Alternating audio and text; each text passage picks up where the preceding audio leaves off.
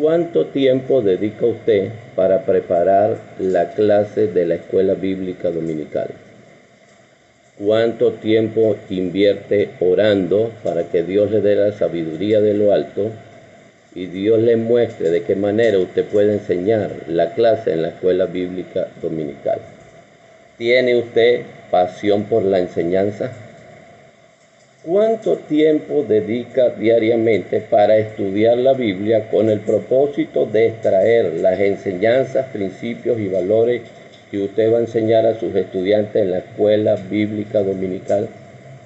¿Cree usted que la escuela bíblica dominical es importante para el crecimiento y desarrollo de sus estudiantes y para el crecimiento y desarrollo de su iglesia local?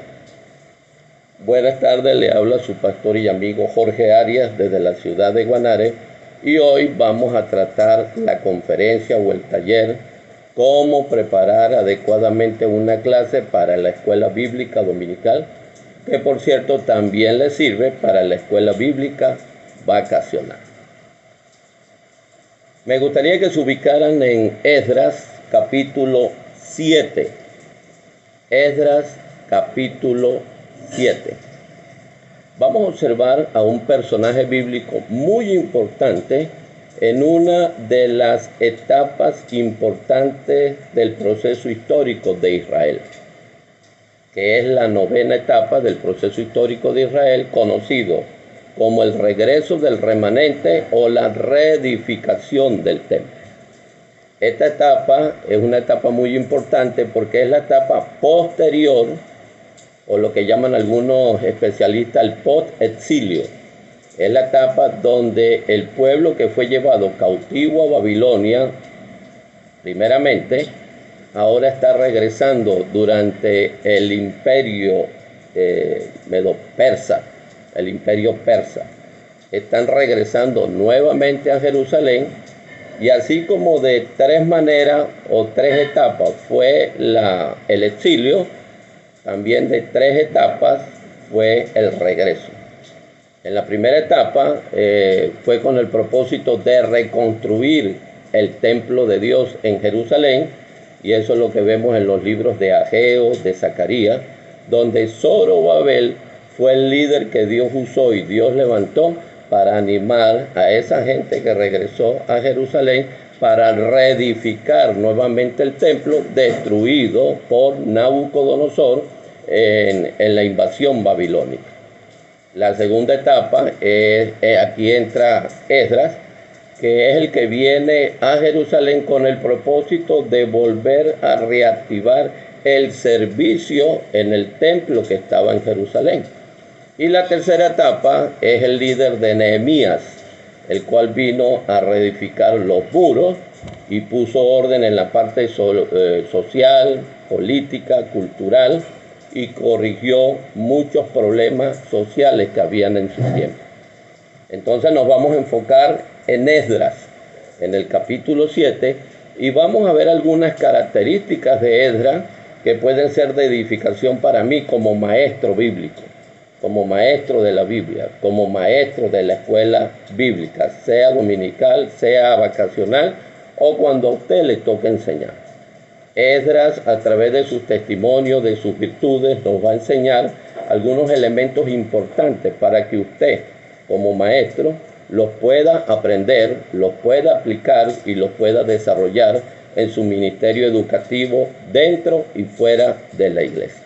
Me gustaría que se ubicaran en Esdras capítulo 7, versículo 1 al 5. Lo voy a leer. Aquí tengo mi Biblia, lo voy a leer y dice, capítulo 7.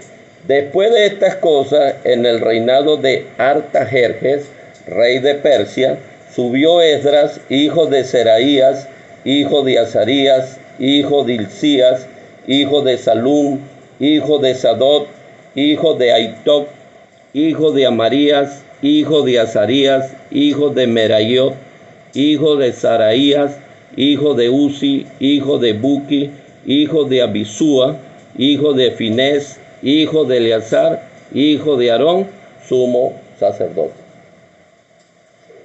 En el versículo 6 dice lo siguiente: este Esdras subió de Babilonia y era escriba experto en la ley de Moisés que el Señor, Dios de Israel, había dado. El rey le concedió todo lo que pedía porque la mano del Señor su Dios estaba sobre él. Esdras versículo 10, 7-10 dice: porque Esdras había dedicado su corazón a estudiar la ley del Señor y a practicarla y a enseñar sus estatutos y ordenanzas en Israel. Y Esdras 7:25 dice: y tú, Esdras, conforme a la sabiduría que posees de tu Dios, nombra magistrados y jueces para juzgar a todo el pueblo que está en la provincia más allá del río, a todos los que conocen las leyes de tu Dios, y a cualquiera que las ignore, se las enseñará. Entonces, ¿qué características podemos percibir de Esdras en el capítulo 7, versículo 1 al 5, versículo 6, versículo 10 y versículo 25? En primer lugar, en los versículos 1 al 5 nos muestra que Esdras era descendiente de Aarón. Esto nos dice que él era un levita. Era una persona escogida por Dios y era un levita, como nos lo dice la Biblia. Era descendiente de Aarón, es decir, era una persona llamada y preparada para ministrar en todo aquello que tenía que ver con el templo de Dios, con la casa de Dios que estaba en Jerusalén. La segunda característica que podemos observar de Esdras está en el versículo 6. Fíjense que allí nosotros podemos percibir, dice que era un escriba. Un escriba era una persona llamada, preparada, capacitada para copiar la ley de Moisés, para estudiarla con el propósito de entenderla, con el propósito de aplicarla y con el propósito de enseñarla.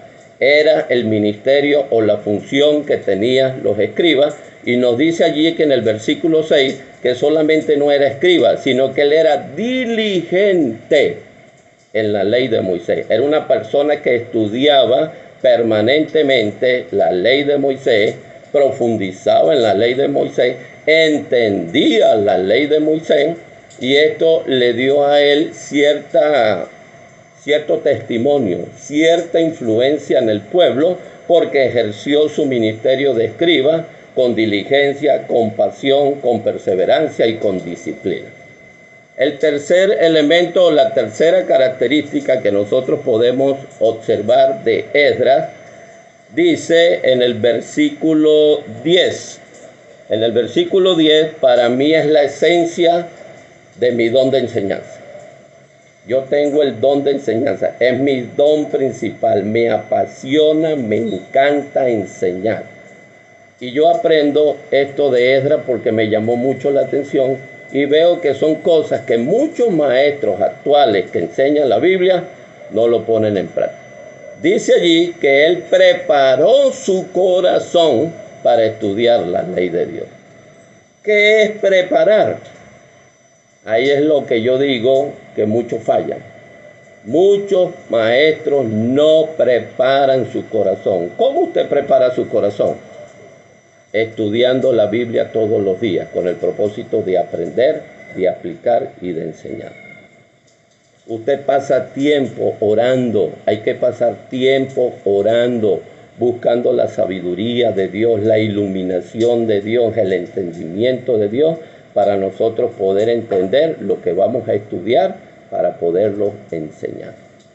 Confesar cada uno de mis pecados para ponerme a cuentas con Dios. Hacer una autoevaluación de mi vida, cómo ha sido mi vida en todos los roles que Dios me ha dado y cómo ha sido mi testimonio y mi comportamiento en cada una de esas áreas. Cuando usted prepara su corazón de esta manera, usted va a estudiar la palabra de Dios de manera más efectiva. Y fue lo que hizo Esdras. Dice que primero, no se puso de una vez a estudiar, dice que primero preparó su corazón para estudiar la ley de Dios. no se enfocó en estudiar la ley de Dios para contender, para mostrarle a los demás que sí sabe, que sí tenía conocimiento. Él preparó su corazón para estudiar la ley de Dios con el propósito de aprender, de entender lo que Dios enseña a través de la Biblia, para posteriormente aplicarla a su vida y poder enseñar a otros. Como dice, aquí busco yo un texto, una referencia cruzada que tenemos en 2 de Timoteo 2:15, dice: procura con diligencia presentarte a Dios como obrero no avergonzado, que estudia bien la palabra de Dios. Procura con diligencia presentarte a Dios como obrero aprobado, que no tiene de qué avergonzarse, que usa bien la palabra de Dios. Y eso es lo que Esdras estaba haciendo aquí. Él estaba preparando su mente, su corazón, sus sentimientos, sus emociones, su vida, para dedicarse de lleno, con pasión, con dedicación, a estudiar la Biblia con el propósito de aprender, después con el propósito de aplicar y después con el propósito de enseñar. En el versículo 10 nos muestra también que él tenía sabiduría de Dios, en el 25, que él tenía sabiduría de Dios para escoger líderes idóneos y apropiados, conforme a las necesidades que se presentaran en el momento. Él tenía esa sabiduría de Dios porque él inquiría en la ley de Dios, la estudiaba, la entendía, la aplicaba y la enseñaba. Y cuando usted estudia la Biblia de corazón, estudia la Biblia con el propósito de entender lo que Dios dice, usted adquiere sabiduría y eso le va a ayudar a usted a desempeñar adecuadamente el trabajo de maestro que Dios le ha dado. Usted solamente no fue llamado a enseñar o ser maestro dentro de la iglesia, también fuera de la iglesia.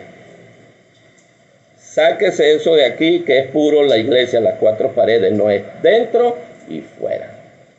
Dentro y fuera. Por eso tenemos que salir de algunos paradigmas que no nos dejan crecer en nuestro ministerio de enseñanza. Y dice allí en el versículo 25 que al que no conoce la ley de Dios debía enseñársela. Qué cosa tan impresionante la vida del sacerdote y del escriba Esdras. Fíjese, era sacerdote porque era descendiente de Aarón, era escriba y tenía sabiduría de Dios. Y es lo que usted y yo como maestros tenemos que hacer.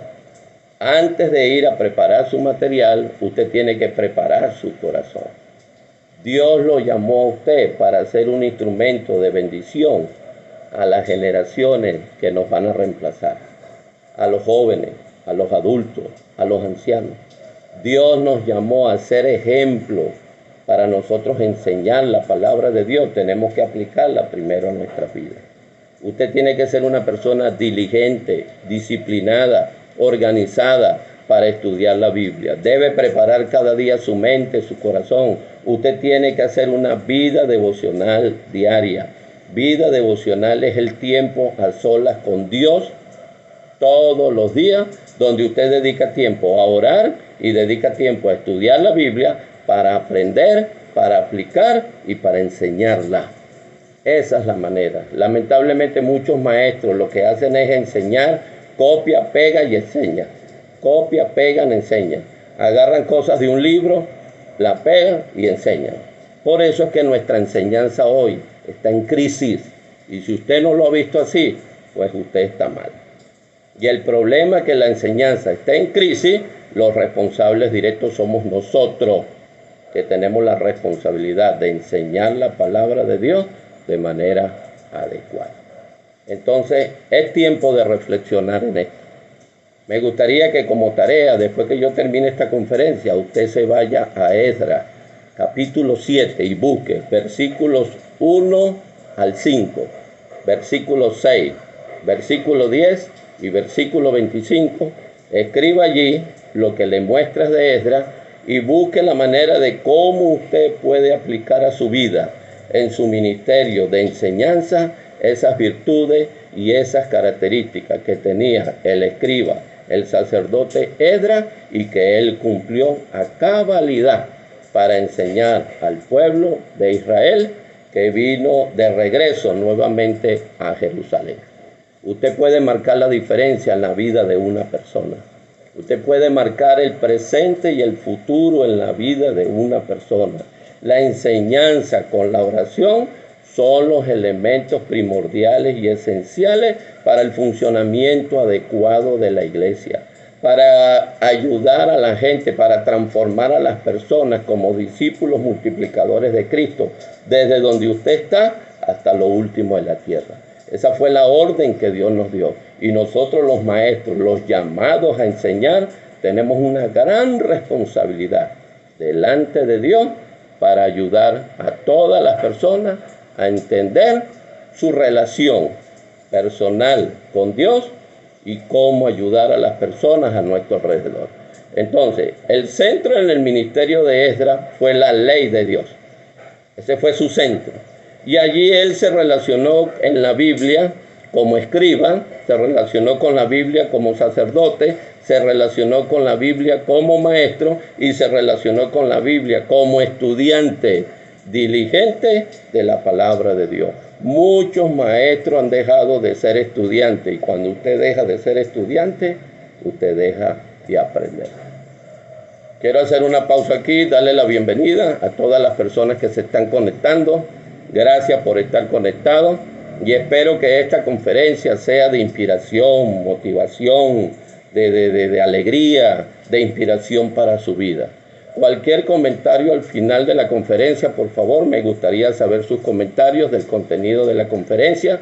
Y si alguien tiene preguntas acerca del tema que estoy desarrollando, por favor, escríbalo en el chat y yo con mucho gusto le voy dando respuesta. Por cierto, no se le olvide darle me gusta a este Facebook Live, por favor. Y puede compartirlo con otros, no hay ningún problema. Muy bien. ¿Cuáles son los pasos a implementar como maestro de la Biblia? ¿Cuáles son los pasos que yo como maestro de la Biblia debo implementar para cada día preparar una clase que impacte la vida de mis estudiantes? Acuérdese que usted no da los resultados. Acuérdese que usted no cambia a las personas. Usted lo que es como un enlace, de manera figurada, un enlace entre la Biblia y los estudiantes. O sea, usted va a acercar a los estudiantes a la Biblia, no los acerque a usted, acérquelos a la Biblia. Y los acercamos cuando enseñamos la palabra de Dios de manera creativa, de manera integral, de manera persuasiva, de manera contundente y de manera alegre, porque es la mejor, es la única verdad absoluta que transforma de manera integral la vida de las personas. Entonces, los pasos a implementar como maestro de la Biblia: en primer lugar, usted debe orar para preparar su corazón, como lo vimos en Esdras.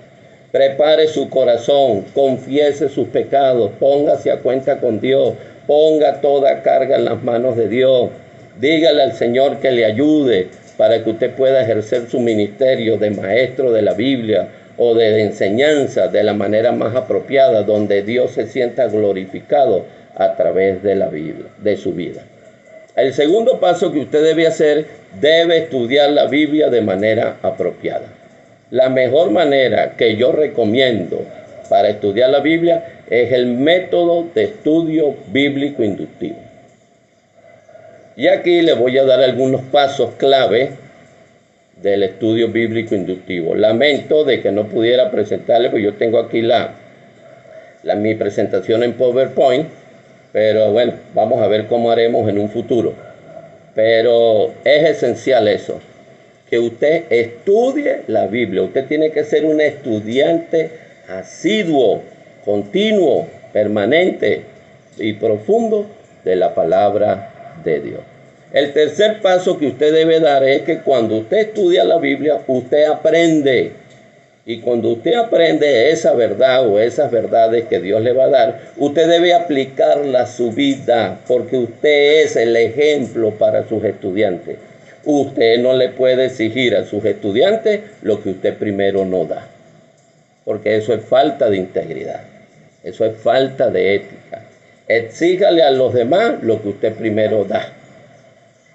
Dé el ejemplo. Y usted debe aplicar a su vida lo que enseña la Biblia. El cuarto paso es que usted debe enseñar la Biblia a sus estudiantes con alegría, con ánimo, con entusiasmo. Y el quinto paso, usted después va a escoger los líderes idóneos que le van a ayudar a usted en el ministerio para poder enseñar a otras personas que necesitan aprender. Entonces los pasos son: primero oro, segundo estudio, tercero aplico, cuarto enseño y quinto escojo líderes idóneos.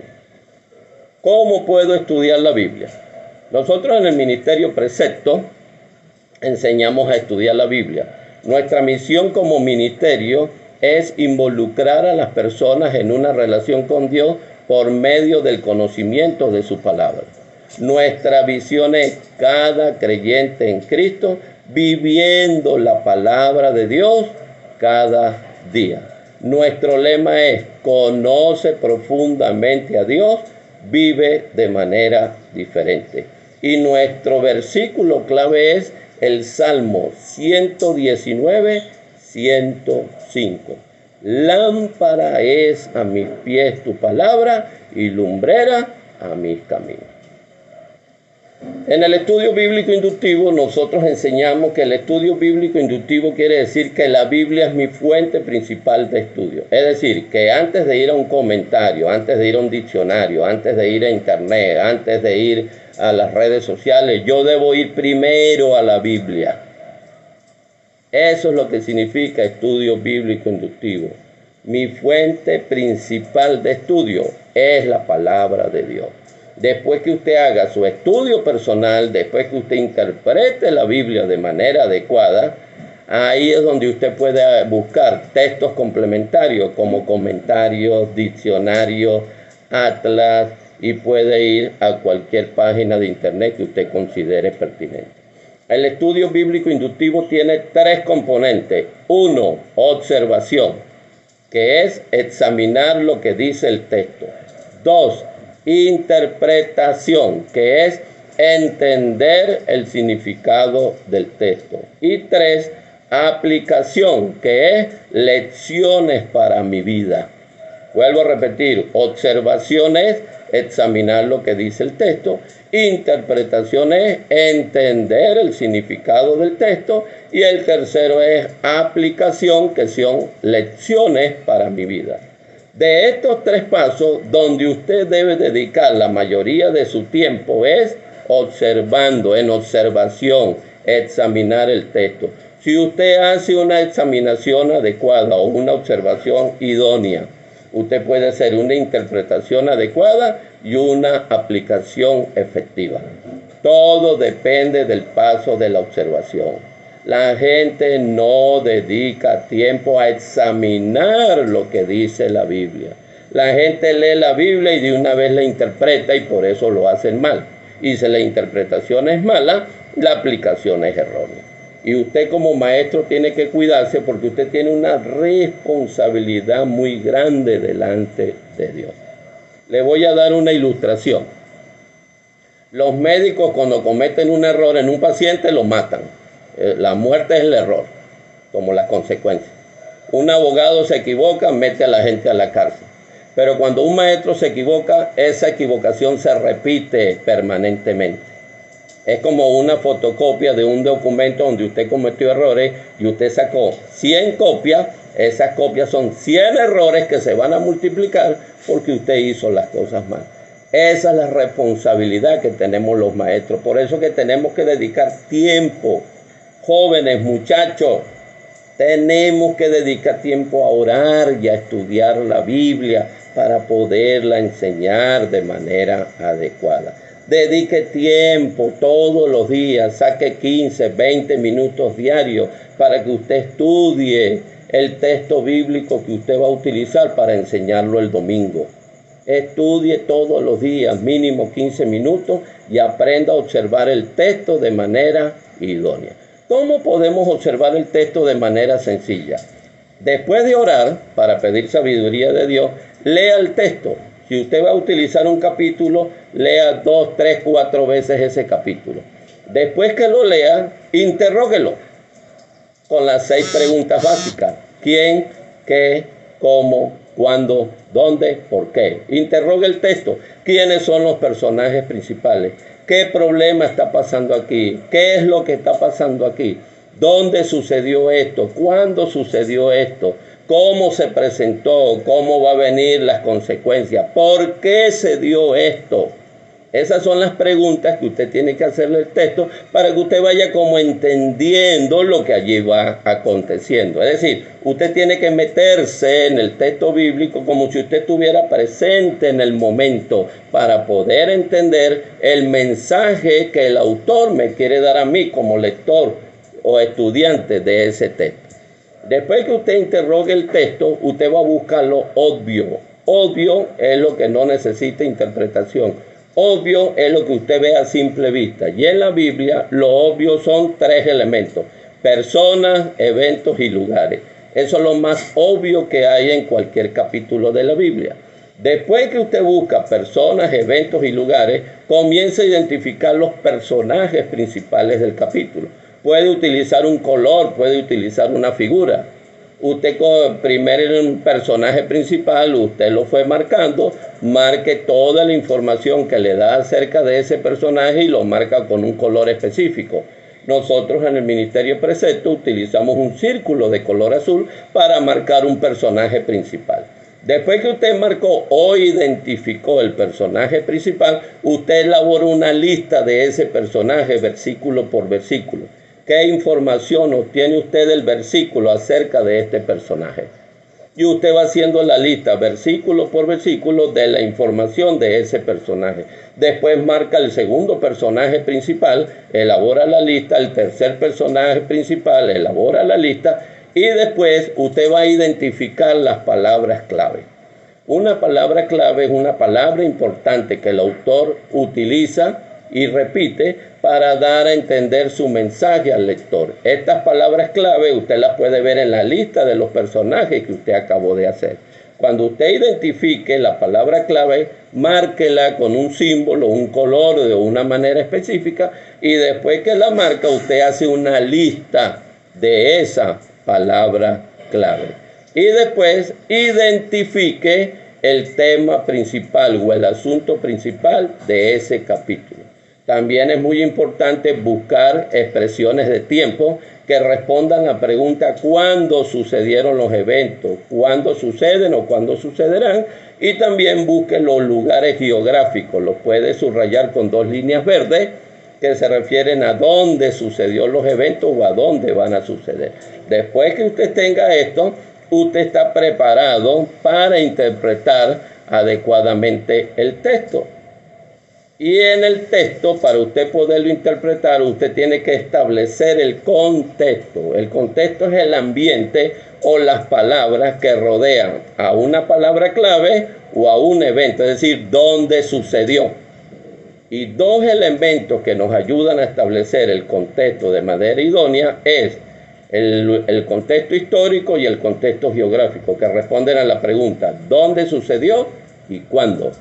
Y eso le va a ayudar a usted a interpretar adecuadamente el texto.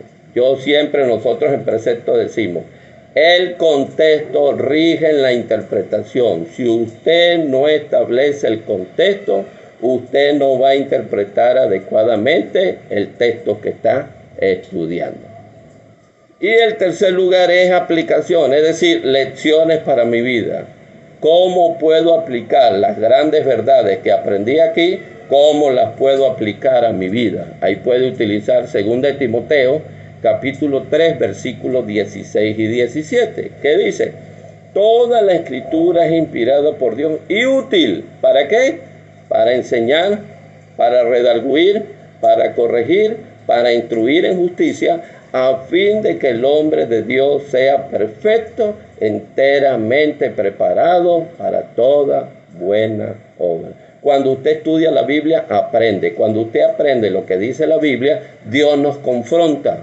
Cuando Dios nos confronta, Dios dice, ahora tienes que hacer las cosas como yo te enseño en la Biblia. Y después somos instruidos en justicia, que la Biblia nos sigue enseñando, el Espíritu Santo nos sigue iluminando para vivir una vida agradable a los ojos de Dios en todos los roles y ministerios o funciones que tenemos dentro y fuera de la iglesia. Voy a ponerles un ejemplo. Vamos con Primera de Tesalonicenses capítulo 1. Si usted lo tiene allí, búsquelo. Si usted lee este capítulo, que tiene 10 versículos, vemos que los personajes principales son Pablo, Silvano, Timoteo y la iglesia de los tesalonicenses. Esos son los dos personajes principales que tenemos en este texto. Si usted comienza a identificar, vamos a identificar a Pablo, Silvano y Timoteo, usted lo puede encerrar en un círculo azul y lo vemos en el versículo 1 donde dice Pablo, Silvano y Timoteo. Usted lo encierra en un versículo, en un círculo. Dice, a la iglesia de los tesalonicenses en Dios Padre y en el Señor Jesucristo, gracias a vosotros y paz. Siempre damos gracias a Dios por todos vosotros. Yo hago la pregunta, ¿quiénes dan gracias a Dios por los tesalonicenses? Pablo, Silvano y Timoteo. Entonces, encierro en un círculo la palabra damos, haciendo mención de vosotros en nuestras oraciones. ¿Quién hace mención de los tesalonicenses en sus oraciones? Pablo, Silvano y Timoteo. Entonces encerramos en el círculo haciendo y también encerramos nuestras oraciones. En el versículo 3 dice, teniendo presente sin cesar delante de nuestro Dios y Padre. Entonces, ¿quiénes tenían presente sin cesar delante de Dios las buenas obras de ellos? Entonces marcamos teniendo y marcamos de nuestro Dios y Padre. En el versículo 4 dice, sabiendo. ¿Quiénes sabían esto? Pablo, Silvano y Timoteo, y lo encerramos en un círculo. Hermanos amados de Dios, su elección de vosotros, pues nuestro, marcamos nuestro, porque se refiere a Pablo, Silvano y Timoteo, evangelio no vino a vosotros solamente en palabras, sino también en poder y en el Espíritu Santo y con plena convicción, como sabéis qué clase de personas demostramos. ¿Quiénes? Pablo, Silvano y Timoteo. Entonces lo marcamos, demostramos ser entre vosotros por amor a vosotros. Esa es la manera en que usted comienza a marcar los personajes. Del 6 al 10, usted lo va a hacer en su casa, porque yo sé que usted lo va a hacer. A usted le gusta que yo le deje tarea. Ojo, un principio que le voy a enseñar. Es necesario que usted le deje tarea a sus estudiantes, porque las tareas complementan la enseñanza que usted les dio. Déjele tarea siempre a sus estudiantes. Entonces, las tareas que yo le voy a dejar es que usted del versículo 6 al versículo 10 de Primera de Tesalonicenses, capítulo 1, va a marcar todo verbo, todo pronombre que tenga que ver con Pablo, Silvano y Timoteo. Después que marcamos, hacemos la lista. En la lista usted va poniendo por versículo. Por ejemplo, en el versículo 2, usted coloca, siempre Pablo, Silvano y Timoteo siempre agradecen a Dios por la iglesia. Esa es la información que me da el texto. En el mismo versículo 2 dice que Pablo, Silvano y Timoteo mencionan a los tesalonicenses en sus oraciones o oran por los tesalonicenses. En el versículo 3, Jesús es su Señor.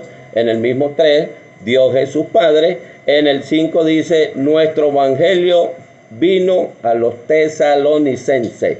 Y en el mismo 5, Pablo, Silvano y Timoteo probaron qué tipos de hombres eran entre ustedes.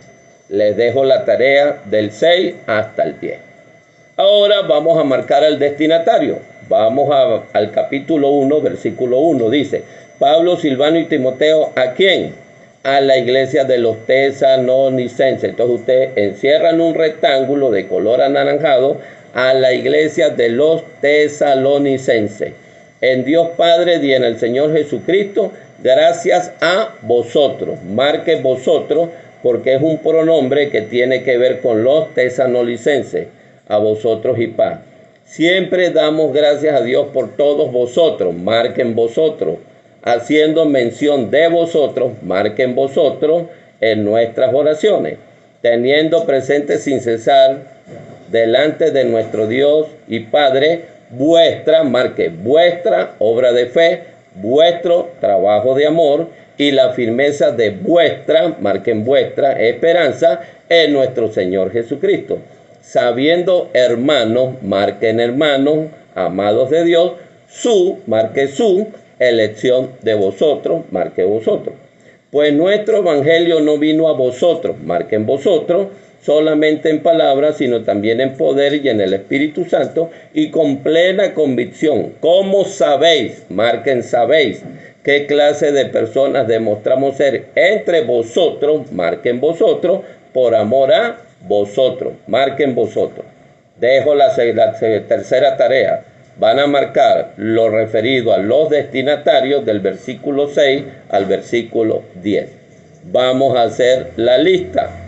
Les estoy enseñando cómo estudiar la Biblia de manera sencilla. Por el tiempo, no puedo durar mucho tiempo porque se vuelve algo tedioso. Solamente estoy repasando de manera muy general para que usted tenga la idea. Entonces usted hace la lista de la iglesia de los tesalonicenses. En el versículo 1, Dios es su Padre y Jesucristo su Señor. En el versículo 1 tenían gracia y paz. En el versículo 3 tenían obras de fe. En el mismo 3 tenían trabajo de amor y en el mismo 3 tenían firmeza de su esperanza en Jesús en la presencia de Dios. En el versículo 4 eran hermanos, es decir, eran creyentes. En el mismo 4 eran amados y escogidos por Dios. Y en el 5 el evangelio vino o llegó a ellos. De esa manera usted hace la lista. Entonces, del versículo 6 al 10, usted va a hacer la lista de los destinatarios. Entonces, ¿qué hicieron para que más o menos vayamos entendiendo lo que estamos haciendo? ¿Qué hicieron Pablo, Silvano y Timoteo? Llevaron el evangelio a Tesalónica, oraron por los tesalonicenses, los motivaron, siempre estaban pendientes de sus testimonios, reconocieron las obras de fe, el trabajo de amor y la esperanza que había en ellos, amaban a los hermanos de Tesalónica, llevaron el evangelio a Tesalónica. Eso fue lo que hicieron Pablo, Silvano y Timoteo. ¿Cómo se describe a la iglesia de Tesalónica? Se describe como una iglesia que es del Señor Jesucristo, una iglesia que tiene gracia y paz, una iglesia que tiene obras de fe, trabajo de amor y esperanza en la fe en el Señor Jesús. Eran hermanos y eran amados y eran escogidos o elegidos por Dios. ¿Qué hicieron ellos? Que no se conformaron solamente en tener el evangelio, sino que siguieron el ejemplo de Pablo, Silvano y Timoteo, y ellos mismos se convirtieron en ejemplo, porque dice que llevaron el evangelio a todas las provincias de Macedonia y Acaya. Ellos divulgaron el evangelio que ellos recibieron de Pablo. Fíjese, ellos escucharon del evangelio, lo recibieron y después se volvieron proclamadores de ese evangelio. ¿Cómo te ayuda esto a entender mejor este capítulo? Uno va comprendiendo lo que allí va aconteciendo. Ya uno entiende que Pablo, Silvano y Timoteo, Pablo fue el que escribió la carta, pero Silvano y Timoteo estaban acompañando a Pablo. Eran hermanos, eran creyentes, llevaron el evangelio y los de Tesalónica recibieron ese evangelio, lo aceptaron, lo vivieron, lo ponieron en práctica y después ellos fueron ejemplos para muchas personas. ¿Qué palabra clave vemos nosotros aquí que se repite? La palabra evangelio. Si usted va al versículo 5 dice, porque nuestro evangelio, entonces usted lo puede marcar con un rectángulo de color verde, no vino a vosotros solamente en palabras, sino también en poder y en el Espíritu Santo, y con plena convicción, como sabéis qué clase de personas demostramos ser entre vosotros por amor a vosotros. Versículo 6 dice, y vosotros vinisteis a ser imitadores de nosotros y del Señor, habiendo recibido ¿qué? La palabra. Aquí palabra es sinónimo de evangelio, entonces lo identificamos de color verde. En medio de mucha tribulación, con el gozo del Espíritu Santo. En el versículo 7 dice, de tal manera que llegasteis a ser un ejemplo para todos los creyentes en Macedonia y en Acaya, porque saliendo de vosotros la palabra del Señor, que es sinónimo de evangelio, la marcamos, se ha escuchado no solo en Macedonia y Acaya, sino que también por todas partes vuestra fe en Dios se ha divulgado, de modo que nosotros no tenemos necesidad de decir nada. Después de esto, ¿qué hacemos? La lista. Hacemos la lista de evangelio. Usted pone versículo 5, el evangelio de Pablo, Silvano y Timoteo, en el mismo 5, vino a los tesalonicenses en palabra, en poder y en el Espíritu Santo y con completa convicción. En el versículo 6, ¿qué información vemos del evangelio? Que los tesalonicenses recibieron la palabra en tribulación con gozo del Espíritu Santo. Y en el versículo 8, los tesalonicenses divulgaron la palabra de Dios. Entonces fíjense, ya identificamos personajes principales, los marcamos, hicimos la lista, identificamos palabras clave, hicimos la lista. Ahora vamos a identificar el tema principal o el asunto del que trata el capítulo 1 de 1 Tesalonicenses, y el tema es: el evangelio vino, fue recibido y divulgado. ¿Dónde sucedió esto? En Tesalónica. ¿Qué situación se estaba viviendo allí en Tesalónica? Mire, ¿cuándo sucedió esto? Cuando Pablo, Silvano y Timoteo llevaron el evangelio de Cristo. Y miren el versículo 6, algo del contexto histórico. Dice: y vosotros vinisteis a ser imitadores de nosotros y del Señor, habiendo recibido la palabra en medio de mucha tribulación. ¿Qué quiere decir esto? Que había persecución de la iglesia. Entonces uno dice, wow, ya usted hizo la observación del capítulo, dedicó el tiempo necesario. No lo va a hacer tan rápido como yo lo hice aquí, no, solamente le estoy dando el ejemplo. Si alguno de ustedes como iglesia quiere invitarme para que yo les dé este taller de manera presencial, me pueden invitar, no hay ningún problema. Se pueden comunicar conmigo al WhatsApp 58-414-574-3581. No hay ningún problema. Y puedo hacer este taller en 4 horas. Y si ustedes quieren que en su iglesia yo lo haga de manera virtual, bueno, usted hace la cuestión en Zoom, me dice para qué día, qué hora, y podemos pasar la presentación en PowerPoint para que la gente lo pueda ver. No tengo ningún problema. Solamente llámeme con tiempo para poder planificar la logística, el día, la hora. Y si usted me quiere invitar de manera presencial, tiene que ayudarme con la parte de la comida, del transporte y del hospedaje. Y con mucho gusto yo voy con mi esposa, porque a mí me acompaña mi esposa. Entonces, cuando vamos a la interpretación, buscamos el contexto. Acuérdense, el contexto es el ambiente o palabras que rodea a una palabra o a un evento. ¿Dónde ocurrió esto? En Tesalónica.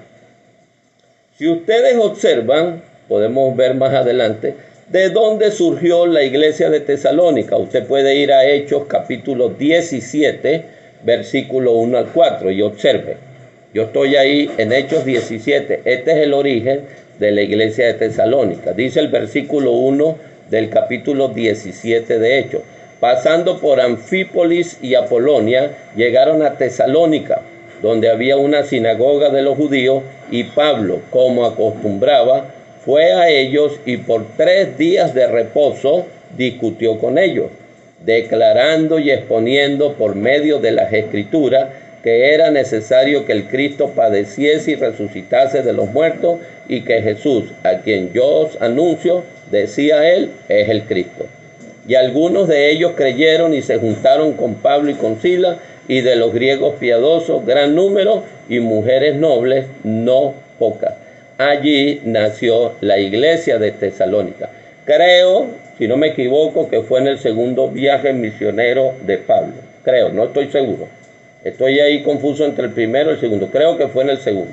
Entonces, ¿qué nos muestra la interpretación? Sucedió en Tesalónica, había persecución de la iglesia. No se podía predicar el Evangelio de Cristo de manera libre, como nosotros ahora, por ejemplo, en el caso mío de Venezuela, tenemos la libertad de proclamar el Evangelio de Cristo en la mayoría de países de América. Tenemos ese privilegio y tenemos que aprovecharlo.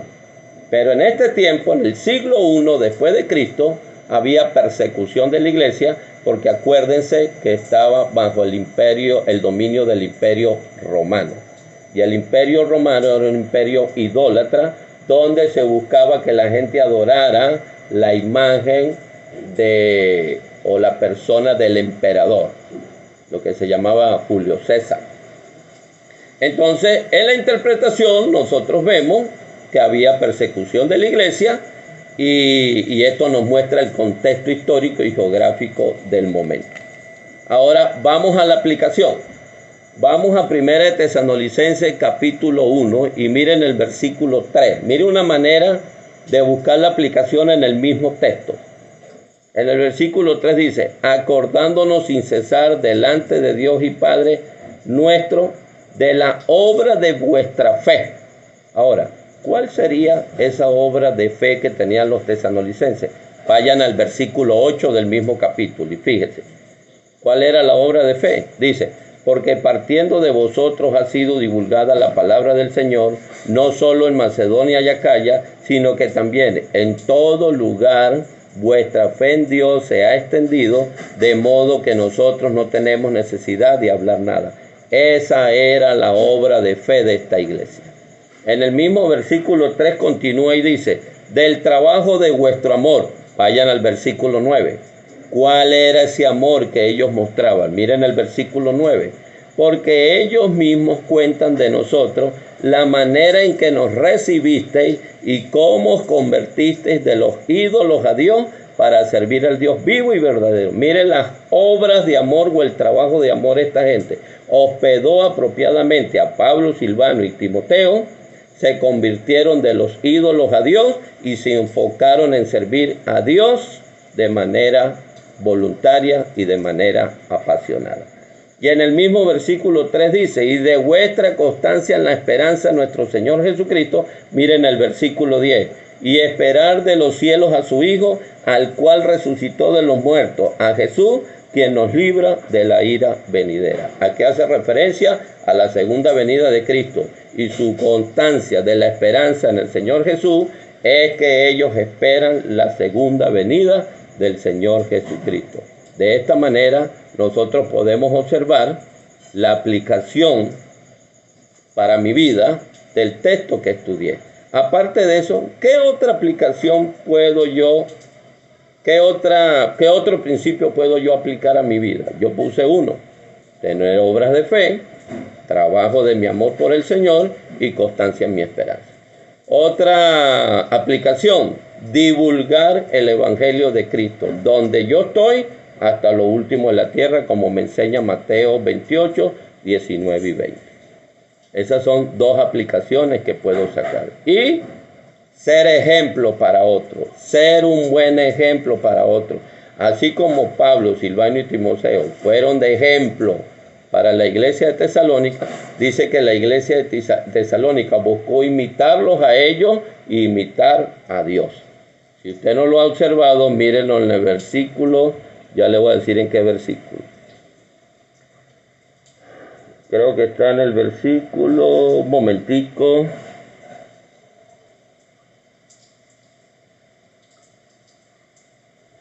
Fíjense en el versículo 6 del capítulo 1, dice: y vosotros vinisteis a ser imitadores de nosotros, es decir, de Pablo, Silvano y Timoteo, y del Señor.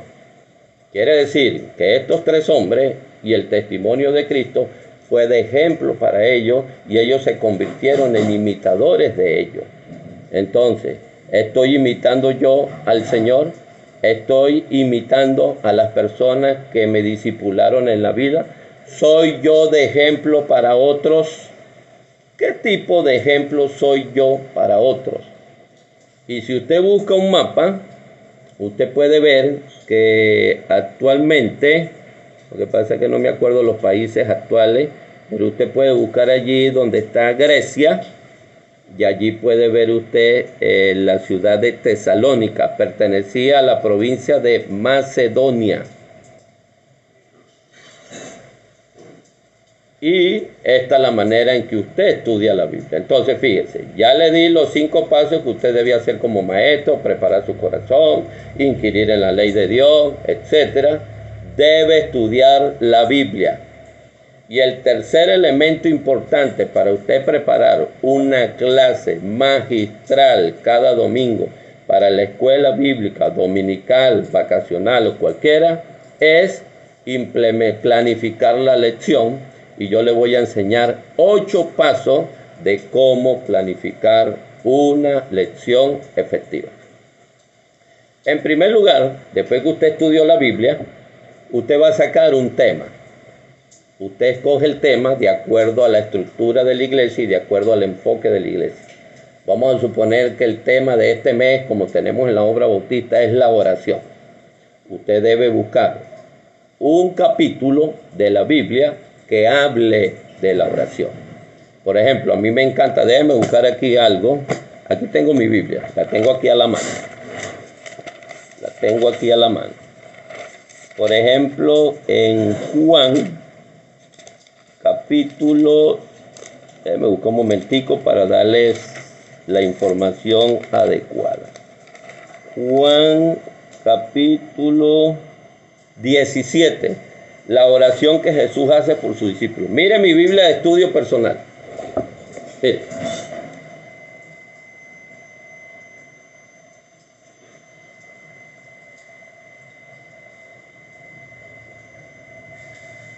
Esa es mi Biblia de estudio personal. En el capítulo 17, ahí vemos que Jesús ora por sus discípulos. Entonces, si su tema de este domingo es acerca de la oración, usted puede escoger el capítulo 17 de Juan y debe estudiarlo de esta manera, con el método que yo le enseñé ahorita. Estudia el capítulo y usted saca el tema de la lección que usted va a dar el domingo. Ya usted tiene Juan, capítulo 17, estudia todo el capítulo para que observe, interprete y aplique de manera adecuada, y usted pone el tema de la clase que usted va a dar. El segundo paso que usted debe dar, no se lo va a leer, eso es bueno escribirlo, ¿no?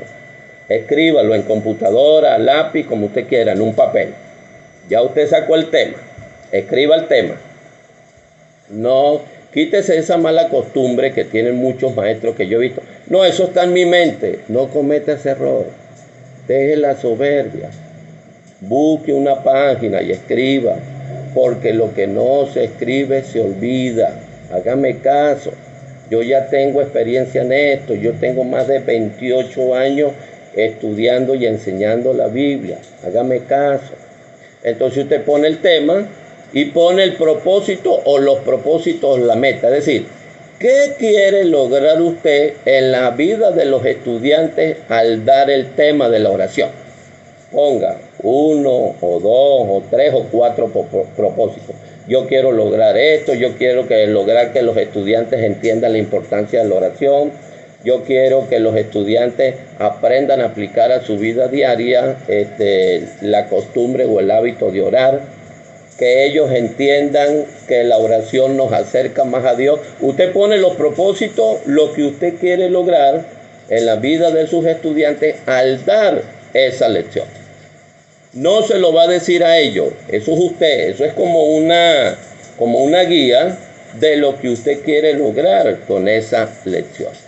En el tercer lugar, o en el tercer paso, si usted enseña de la oración durante el mes, o ya viene enseñando de la oración, es importante que usted haga un breve repaso de la lección anterior.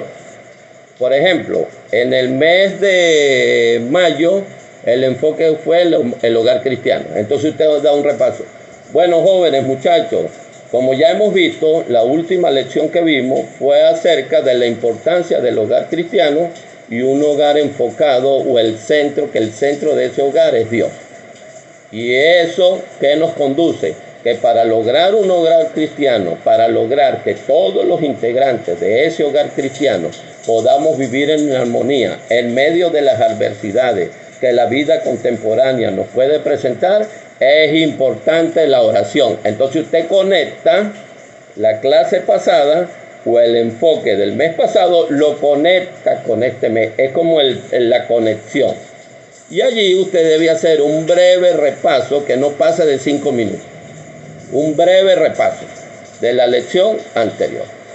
En el paso 4, usted va a escribir motivación de la lección. Es decir, ¿por qué o para qué es importante que el estudiante aprenda la lección que usted va a dar? Y trate de ser lo más específico posible.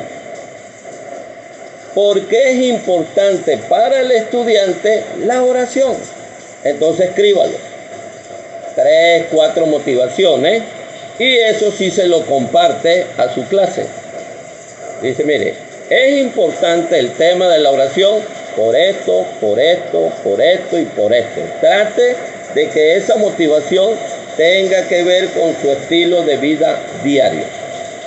Después usted hace el desarrollo de la lección. Yo comúnmente utilizo 3 columnas. Tomando en cuenta el texto bíblico que estudié, a veces hago 2 columnas, a veces hago 3 columnas.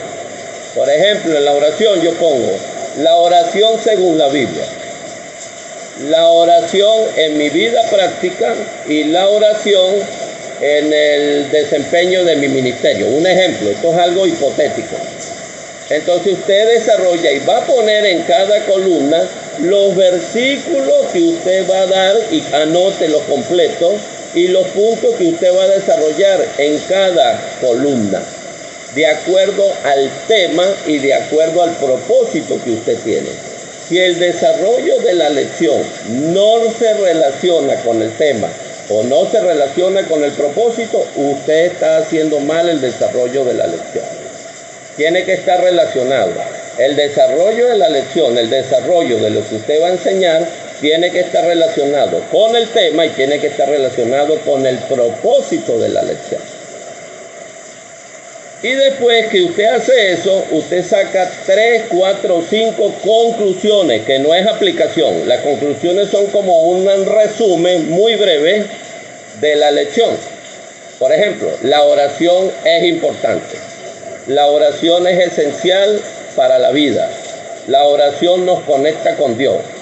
5, 3, 4, 5 conclusiones del estudio que usted dio. Y cópielo, anótelo.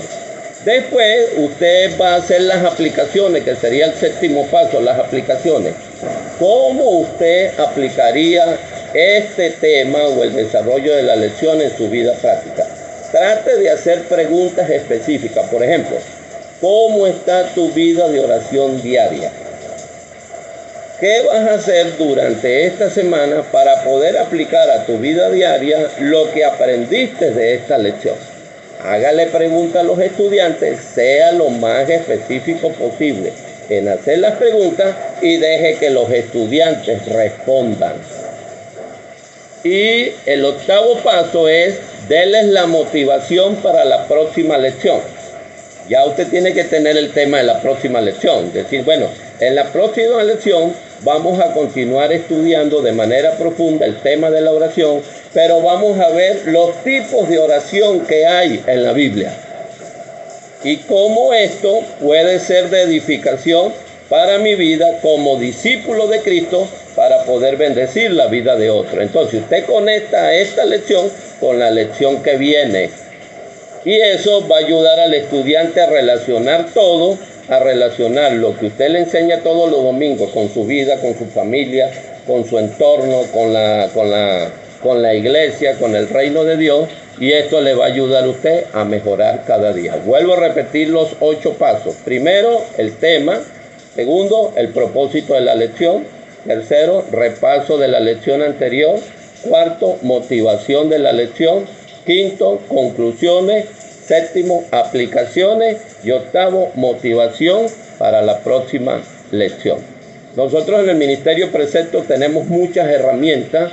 Tenemos libros, capacitaciones, entrenamientos, conferencias, talleres, asesorías, para ayudarle a usted en el excelente ministerio que Dios le ha dado de la enseñanza.